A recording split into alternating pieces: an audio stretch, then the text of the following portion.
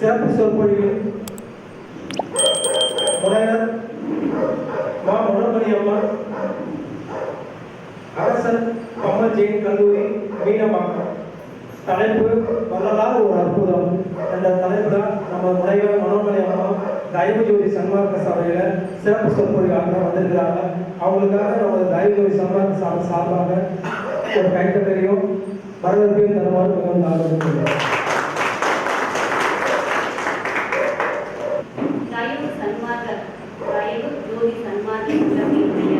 பொறுப்பாளர் ஆனந்தன் ஐயா அவர்களுக்கு முதற்கை நன்றியை தெரிவிக்கிறேன்.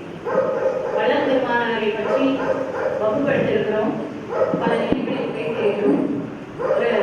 இது போன்ற ஒரு தைப்பூச திருநாளிலே அவருடைய பெருமைகளை பேசுவதற்கு ஒரு நல்ல வாய்ப்பை ஏற்படுத்தி கொடுத்திருக்கிறார். அதற்கு என்னுடைய நெஞ்சார்ந்த நன்றிகள். இங்கே வருகை கொண்டிருக்கக்கூடிய சான்றோர்கள், ஆன்றோர்கள் மற்றும் என்னை போன்றவர்கள் எல்லோருக்கும் பணிவான வணக்கங்கள். வணக்கம் சொல்கிறது அப்படிங்கிறது வள்ளலாரினுடைய கோட்பாட்டுக்கு எதிரானது. ஆனாலும் பணிந்து வணங்கக்கூடிய அந்த பண்பு நம்மிடம் பாரம்பரியமாக இருப்பதை நினைவு கூறும் வகையில் நான் வணங்கி வருகிறேன்.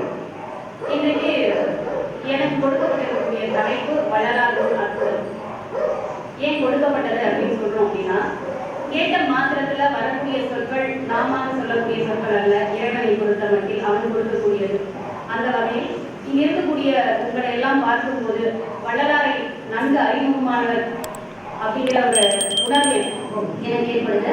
அப்படி ஏற்படும் பொழுது எனக்கு வரக்கூடிய ஒரே பயம், கொல்லங்கொட்டையை ஊற்றி வைக்கிறோமோ அப்படிங்கிற மாதிரி தான் இருக்கு. இருந்தாலும் என்னுடைய அனுபவங்களையும் என்னுடைய வாசிப்புகளிலும் இருந்து வள்ளலாரை நான் உணர்ந்த செய்திகளை உங்களோடு பரிமாறிக்கொள்ள வந்திருக்கிறேன்.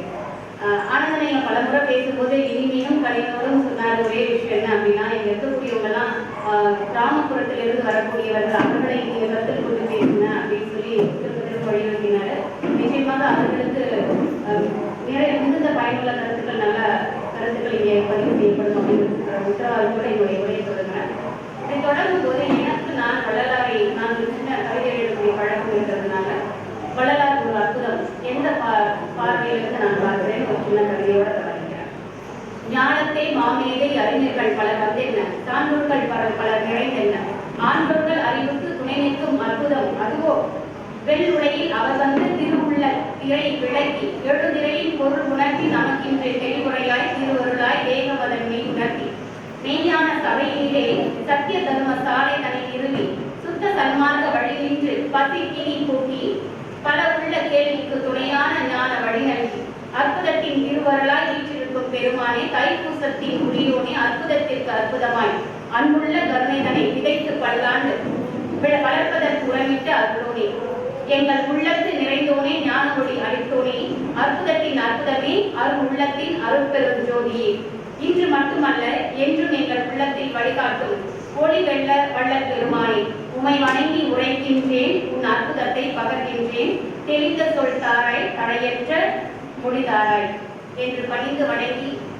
முதல் கருத்தாய் மனம் ஜோதி என்கின்ற அந்த அருட்பெரும் ஜோதி எதை நம்முடன் நிறுத்துகிறார், நம்முள் எங்கு இருக்கிறது என்று கேட்கும் பொழுது அது மனம் தொடர்பானதாக இருக்கு. இங்கே நாம் படிக்கின்ற பொழுது ஐயா வாசகத்தினுடைய தொடக்கம் எல்லா உயிரும் இன்புற்று வாழ்க. இந்த வாசகத்தை இங்க நாம வள்ளலார் மூலமா அறியணும். ஆனால் அவர் போதாது உணர்ந்தவர் அப்படிங்கிறதுக்கான சான்றுகளை நான் இங்க முன்ன வைக்க விரும்புகிறேன். எல்லா உயிருக்கும் இன்பம் என்பது தான் அமர்ந்து வருமும் நேர்வற்றாகும் அப்படிங்கிறது தொல்காப்பிய நூற்பா. வள்ளலார் போதாது உணர்ந்தவர்கிற அடுத்தடுத்த செய்திகளை நம்ம கூடுறதுக்கு முன்னாடி இது எங்கிருந்து எடுக்கப்பட்டிருக்கும், அவருக்கு உணர்த்தப்பட்டிருக்கும் பாருங்க. 2000 ஆண்டுகளுக்கு முன் தோன்றிய தமிழினுடைய முதல் இலக்கண நூலான தொல்காப்பியத்திலேயே இந்த கருத்து பதிவு செய்யப்பட்டிருக்கு. ஆனா அதுக்கும் அவருக்கு தொடர்பு இருக்குமான்னு கேட்டா இல்லை. அவர் ஓதாது உணர்ந்ததான் சொல்கிறார், எல்லா உயிருக்கும் இன்பம் நிறைந்து இருக்கணும் அப்படின்ற பதிவு தான் ஆழமா பதிவு செய்யறார். இதை எடுத்து பார்த்தீங்கன்னா வள்ளலார்னு சொன்னாலே எல்லாருக்கும் தெரிந்த ஒரு செய்தி, தேர்வுகளுக்கெல்லாம் கொடுக்கக்கூடிய மேற்கோள் பாட்டு இதுதான். எது எல்லாருக்குமே அறிந்த ஒருவர். நாம் வள்ளலார் பெருமானாரை பற்றி பேசும் பொழுது நாம் ஒவ்வொரு தருணத்திலும் இந்த வாசகத்தை மறவாது உச்சரிக்கின்றோம். அப்படி உச்சரிக்கின்ற வரி, வாடிய பயிரை கண்ட போதெல்லாம் வாடினேன். இந்த பயிரை பார்த்த உடனே யாராவது வாடுவாங்களா? இப்படி ஒரு கேள்வி எழும்போது பயிருக்கு வாடக்கூடிய ஒரு மனம் எல்லாம் சாதாரண மனமா அப்படின்னு கேள்வி எழுதி கொண்டோம். இப்ப இலக்கிய அறிவோடு இருக்கிறதுனால இதற்கான விடையை நான் தேடி போகும்போது இதற்கும் தொல்காப்பிய பதில் சொல்லியிருக்கார். வள்ளலார் ஓரறிவு உயிரான புல்லுல தொடங்கி நம் மனிதர் வரைக்கும் சுருக்கி சொல்லிட்டார். ஆனா நம்ம மனிதர்களினுடைய மன வளர்ச்சிங்கிறது ஒரு அறிவு நிலை படிநிலையில வளர்ந்து ஒன்று.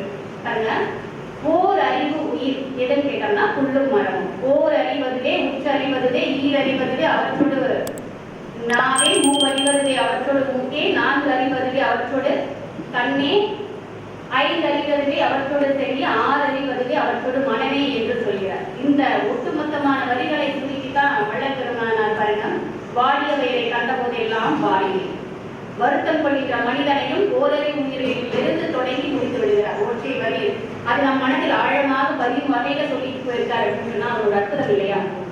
வாடி ஓரறிவு உயிர் என்னன்னு கேட்டீங்கன்னா தொடு உணர்ச்சி மட்டுமே இருக்கக்கூடிய உயிர், அதற்குள்ளும் மரமும். ஈரறிவு உயிர்னா என்னன்னு கேட்டீங்கன்னா தொடு உணர்ச்சியோட 4 சுவை உணர்ச்சி இருக்கும், அதுக்குதான் இரண்டறிவு உயிர்னு பேர். மூன்றறிவு உயிர் எதுன்னு கேட்டீங்கன்னா தொடு உணர்ச்சி, நாவு உணர்ச்சி, முகர்தல் உணர்ச்சி, மூன்றும் சேரும் போது மூன்றறிவு உயிராக மாறும். அதே 4 அறிவு உயிர்ங்கிறது எதை சொல்றோம்? தொடு உணர்ச்சி, சுவைத்தல் உணர்ச்சி, முகர்தல் உணர்ச்சியோட பார்க்கின்ற அறிவும் இருக்கின்ற அந்த அறிவை தான் 4வது அறிவு அப்படின்னு சொல்றோம். அப்ப 5வது அறிவுன்னு எதை சொல்றோம்? தொடு உணர்ச்சி, சுவை உணர்ச்சி, நுகர்தல் உணர்ச்சி, காண் உணர்ச்சியோடு செவி உணர்ச்சி இருக்கிற அந்த உயிர்களுக்கு 5 அறிவு உயிர்னு பேர். அப்ப 6வது அறிவிலும் இறந்த குணம் கொண்டும் அன்பு தந்து கொள்ள வேண்டிய அந்த கடப்பாட்டை நமக்கு நினைவுபடுத்தக்கூடியதான் வள்ளல் பெருமானாரினுடைய அவருடைய கனவும் அதுதான். பல நிலைகள்ல நீங்க நம்ம அவருடைய சிற்பத்தை வழிபடுகிறோம் இல்லையா? இதற்கு நாம் இன்று வழிபாடு செய்து கொண்டிருக்கிறோம் அப்படின்னு சொல்லும் போது அற்புதம் செய்யக்கூடியவர்களுக்கு மன ஒருமைப்பாடு என்பது மிக முக்கியமானது. எல்லோராலும் அது சாத்தியமாகாது, எல்லோருக்கும் அது வாய்க்க பெறாது. வாழும் காலத்தில் நிகழ்த்திய அற்புதங்களின் வழியாகவே அற்புத மனிதர்கள் என்ற பட்டத்தை அவர்கள் பெறுகிறார்கள். நாம் போகின்ற ஆலயங்களில் எல்லாம் சித்தர் ஆலயம் இருக்கின்றது என்று சொன்னால் இன்னைக்கு வள்ளலாருக்கும் ஒரு சித்தர் என்கின்ற பதவியோடு அங்கு ஒரு இடம் கிடைத்திருக்கிறது என்று சொன்னால் மன ஒருமைப்பாட்டை அவர் நிரூபித்தது மட்டும்தான் காரணம். மன ஒருமைப்பாட்டுக்கான ஒரு வழியை அவர் காட்டி சென்றது முதல் காரணம். இப்ப சும்மா இரு அப்படின்னு நம்ம சொல்றோம், சும்மா இருக்க மாட்டியா அப்படின்னு கடிந்து கொள்ளணும். சும்மா இருக்கிறது அவ்வளவு சுலபம் கிடையாது. ஒரு சின்ன கதை சொல்றேன். ஒரு சாமியார் மரத்தடியில உட்கார்ந்து இருக்கிறார். அதுக்கு பக்கத்துல எப்போதுமே ஏன் அங்கேயே உட்கார்ந்துருப்பாருன்னா பக்கத்துல அன்னசத்திரம் உண்டு. அந்த அன்னசத்திரத்தை நடத்தக்கூடியவருக்கு அது ஒரு அர்ப்பணிப்பு பணியாவே முதலாளி கொடுத்திருக்கிறார். அந்த கணக்கு பார்க்கிறவர் வாரம் ஒரு போய் வந்துட்டு போவார்.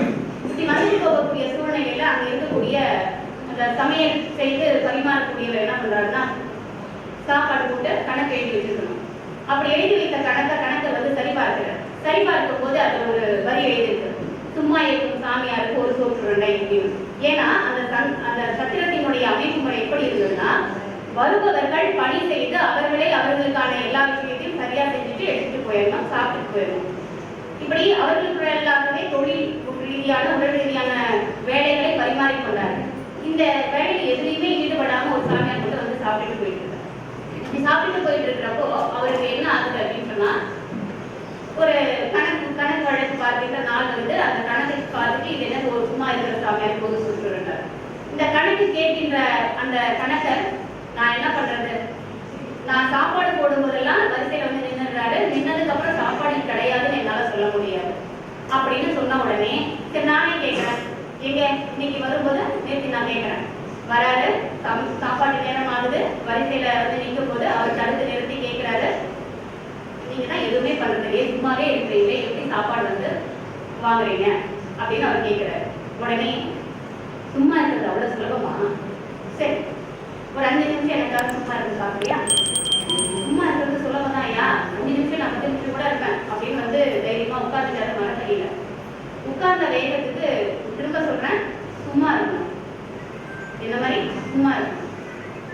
நீங்க சும்மா உட்கார்ந்து இருக்கிறதுக்கு சொல்லிட்டீங்கல்ல, இப்ப தொடங்க பாருங்க அமைதியா அப்படின்னு அமைதியா கண்ணை மூடுகின்ற அந்த தருணத்துல நேற்று நீ உன்னுடைய முதலாளியின் கணக்குல தென்னை மரத்தோப்புல 10,000 ரூபாய் களவாடினது தெரிஞ்சிருமோ முதலாளிக்கு நீ நினைக்காது.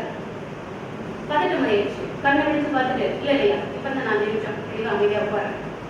அடுத்த நொடியே இவர் சொல்றாரு, உன் மனைவிக்கு தெரியாம கள்ளக்காதலிக்கு நேற்று கொடுத்த அந்த தங்கச்சங்கிலி உன்னுடைய மனைவிக்கு தெரிஞ்சிருமோன்னு பதட்டப்படாது. ஐயோ ஏதேது இவர் சொல்லுவார் போல, இவருக்கு இனிமே நம்ம என்ன பண்ணக்கூடாது, தொந்தரவு பண்ணக்கூடாது, பணிந்து வணங்கிடணும் மனதுக்குள்ள நினைச்சிட்டு பணிந்து வணங்கினாலே போய் நேரா அந்த சாப்பாடு போட்டு இருந்தவர்கிட்ட சொன்னாரு, இவருக்கு இன்னும் ஒரு சோற்று உருண்டை கொடுக்காத 2 சோற்று உருண்டை கொடுத்துருக்கு. அப்போ முதல் கணக்கு எழுதப்பட்டது சும்மா இருக்கும் சாமியாருக்கு 2 சோற்று உருண்டை. இது வரைக்கும் கேள்வி கேட்காம இருந்தா ஒரு சோற்று உருண்டையா கணக்கு போயிருக்கும். கேட்டதுனால அவருடைய அருமை தெரிந்தது. என்னன்னு இங்க புரிஞ்சுட்டோம்னா, மனம் என்கின்ற ஒன்று அடக்கப்பட்ட எவர் ஒருவருக்கும் இந்த உலக வாழ்க்கை என்பது அமர்ந்த இடத்திலேயே தெரியும். அப்படிப்பட்ட உன்னத வாழ்வை வாழ்ந்து காட்டிய வள்ளலாரினுடைய பெருமைகளை நாம் இங்கு பேசுகின்ற இந்த தருணத்தில் நான் பேசும் நீங்கள் கேட்போமான அற்புத செயல் நிகழ்ந்து கொண்டிருக்கிறது. இதற்கெல்லாம் ஆனந்த நயா அவர்கள் தான் வழிகாட்டி இருக்கிறார் என்பது பெருமைக்குரிய நிகழ்வாக அமைகிறது. இப்போ அடுத்து பார்க்கும்போது, இப்போ நான் வள்ளலாரை பற்றி படிக்கிறோம்னா நமக்கு மாப்பு சிவஞானம் ஐயா அவர்களினுடைய வள்ளலார் கண்ட ஒருமைப்பாடுங்கிற புத்தகம் தான் கண்ணுக்கு முன்னாடி வந்து நிற்கும். ஏன்னு கேளுங்க, ஏன்னா அவர் 140 நூல்களுக்கு மேல எழுதியிருக்கார் மாப்போசி. எந்த நூலுக்கும் கிடைக்காத பேரு வள்ளலார் கண்ட ஒருமைப்பாடுங்கிற புத்தகத்தில் தான் கிடைச்சது. ஏன்னு கேட்டா சாகித்ய அகாடமி விருது, தமிழுக்கு வழங்கக்கூடிய மிக உயர்ந்த விருதான சாகித்ய அகாடமி விருது அந்த நூலுக்கு வழங்கப்பட்டிருக்கு. அவர் அதுக்கு முன்னாடி வீரபாண்டிய கட்டபொம்மனை பத்தி எழுதியிருக்காரு, வாவுசியை பத்தி எழுதியிருக்காரு, அதுக்கெல்லாம் கிடைக்கல. ஆனா வள்ளலார் கண்ட ஒருமைப்பாட்டுக்கு கிடைத்தது என்று சொன்னால் அது அவருக்கு மட்டுமல்ல, அவர் சொன்ன வள்ளலாரினுடைய சிறப்பும் அதில் அடங்கி இருக்கிறது என்பதுதான். எல்லா காலங்களிலும் வள்ளலார் தன்னை பெருமைப்படுத்திக்கவே நினைக்கல. அவரு மருதூர்ல பிறக்கிறாரு, வடலூர்ல சுத்த சன்மான சங்கத்தை அமைக்கிறாரு. இது எல்லாமே நம்ம எல்லோருக்குமே தெரியும். அவருடைய தந்தை ஓராண்டுகளுக்கு பிறகு இறந்து போயிடுறாரு. அதனால ஆதரவற்று இருக்கும்போது அண்ணன் மூத்த சகோதரன் என்ன பண்றாருன்னா கையில தன்னுடைய பணியை எடுக்கிறார், சபாபதி. இவரு தன்னுடைய தாயினுடைய ஊருக்கு தந்தை இறந்ததன் பிறகு போயிடுறாரு. அங்க போனதுக்கு அப்புறம் தன்னுடைய சகோதரர்கள் சகோதரிகள் எல்லாத்தையுமே அரவணைக்கக்கூடிய ஒரு பொறுப்புல அவர் இருக்கார். அப்படி அரவணைக்கக்கூடிய பொறுப்புல இருக்கும்போது இவருக்கு வயது 5 ஆகுது. பள்ளியில சேர்க்கலாம் அப்படின்னு நினைக்கும் போது இவர் தமிழ் கற்பிக்க சபாபதி முதலியார்கிட்ட அனுப்புறாரு. அவர்கிட்ட அனுப்புனா இவரு எதுவுமே கேள்வி இருக்கிறாரே தவிர வேறு மாற்றமே தெரியல. கம்ப்ளைண்ட் பண்ணி வீட்டுக்கு அனுப்புறாங்க. வீட்டுல சாப்பாடு போடல, வீட்டுக்குள்ளார விடவே இல்லை. அப்படியெல்லாம் தண்டிக்கப்பட்டு வஞ்சிக்கப்பட்டார். அதெல்லாம் அவருடைய முன்னேற்றத்துக்காக அவருடைய சகோதரர் செய்த காரியம். ஆனாலும் அவருக்கு அன்பு மீதுர அந்நியார் கிடைத்ததுனால அவரை சரியா புரிஞ்சுக்கிட்டு ஆதரவு தந்துட்டே இருக்கிறாங்க. இப்படிப்பட்ட சூழல்ல தான் அவர் என்ன பண்றாருன்னா ஒரு அறையை தனியா வேணும்னு கேட்கிறாரு. வீட்டின் மாடியில ஒதுக்குறாங்க. அந்த மாடியில அவர் தனி அறையில என்னதான் பண்றாருன்னு எட்டி பார்த்தா ஒரு நில கண்ணாடி. அந்த கண்ணாடியின் முன்பு ஒரு ஜோதியை ஏற்றி வைத்துக் கொண்டு அந்த சிறு வயது முதலே வழிபாடு செய்கிறார். எல்லோருக்கும் இந்த பேர் கிடைக்காது. குழந்தை பருவத்திலேயே அவர் தன்னுடைய ஜோதி வழிபாட்டை தொடங்குகின்ற அந்த தருணம் பார்த்தீங்க அப்படின்னா முருகனை அந்த கண்ணாடியில் கண்ட காட்சிக்கு அற்புத காட்சியை கண்டு அவர் மகிழ்ந்தவர் அப்படிங்கிற அந்த வரலாறு நமக்கு தெரிய வரும். அப்படி கண்டதன் பிறகு அவர் கொடுத்த அடுத்தடுத்த நிகழ்வுகள் சபாபதி எப்போதுமே சொற்பொழிவு ஆற்றக்கூடியவர். அவர் சைவ சேவையை நிகழ்த்தக்கூடியவர். இன்னொரு பக்கம் அதை வைத்துத்தான் பொருளாதாரத்தையே கவனிக்கணும். இப்படிப்பட்ட ஒரு சூழ்நிலையில அந்த குடும்பத்தை பாதுகாக்கிறதுக்காக போக வேண்டிய அந்த சொற்பொழிவுக்கு போக முடியல, உடல்நலம் குன்றியது. அந்த நேரத்துல தான் தன்னுடைய அந்நியார் என்ன பண்றாங்கன்னா நம்மளுடைய வள்ளலாரை அனுப்பி விடுவோம். ராமலிங்கர், அப்பெல்லாம் ராமலிங்கர் தான், ராமலிங்கரை அனுப்பி விடுவோம்னு அனுப்பும் போது அந்த வாய்ப்பு அவருக்கு ஒரு நல்ல வாய்ப்பா அமையும். அவர் பேசினார். அந்த சொற்பொழிவில் பார்க்கும்போது அந்த சோமு செட்டியார் அவர் தான் தொடர்ந்து நிகழ்த்தக்கூடிய சொற்பொழிவு நிகழ்ச்சி. அந்த நிகழ்ச்சியில் தான் இப்ப பேச போறாரு. யாரை பற்றி அப்படின்னு கேட்டா திரு ஞானசம்பந்தரை பற்றி பேசுறாரு.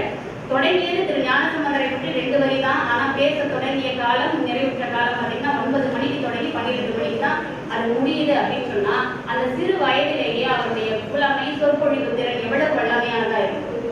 வள்ளலார் எனும் அற்புதத்தை ஏன் அற்புதமா பார்க்கணும் அப்படின்னு சொன்னா அவர் ஒரே நேர்கோட்டுல பாருங்க, இதழாசிரியராக, பதிப்பாசிரியராக, உரையாசிரியராக, சிறுவர்களுக்கான மனுமுறை கண்ட வாசகத்தை இயற்றியவராக, எல்லாம் வல்ல ஞான பிரகாசராக, சித்த மருத்துவம் அறிந்தவராக, பன்முக தன்மையோடு அவர் ஒளி வீசக்கூடியவர். அந்த ஒளி ஒவ்வொன்றும் நாம் படிக்கின்ற பொழுது நம் மீது பாய்ச்சுங்கிற எண்ணம் கட்டாயம் படிப்பவர்களுக்கு உண்டாகும். இப்ப படிச்சாதான் கிடைக்குமா அப்படின்னா கிடையாது. கல்லாதவருக்கும் வாய்க்க பெறுபவர் தான் வள்ளலார். அதான் ஓதாது உணர்ந்த வள்ளலாரினுடைய சிறப்பு. அவர் பேசுகின்ற இடமெல்லாம் சிறந்த சொற்பொழிவுகள் நிகழ்த்தப்பட்டன. பேச்சுக்கு முக்கியத்துவம் கொடுக்கின்ற காலம் என்பது இன்றைய காலம் அல்ல. இது பாத்தீங்கன்னா பேச்சுக்கு முக்கியத்துவம் தான். என்ன மாதிரியான பேச்சுக்கு முக்கியத்துவம் கொடுத்துட்டு இருக்கோம் அப்படின்னு பார்த்தோம்னா யார் வந்து யாரை சாடி பேசுறாங்களோ, யாரை குறை கூறி பேசுறாங்களோ, யார் வந்து யாரை அவமானப்படுத்தும்படியான நிகழ்வுகளை செய்யறாங்களோ, சமூகத்தினுடைய குறைபாடுகளை பற்றி மட்டுமே பேசி அதை மட்டுமே பெரிதாக்கி காட்டுகிறார்களோ அவர்களுக்கு மட்டும்தான் இன்னைக்கு சமூகத்தை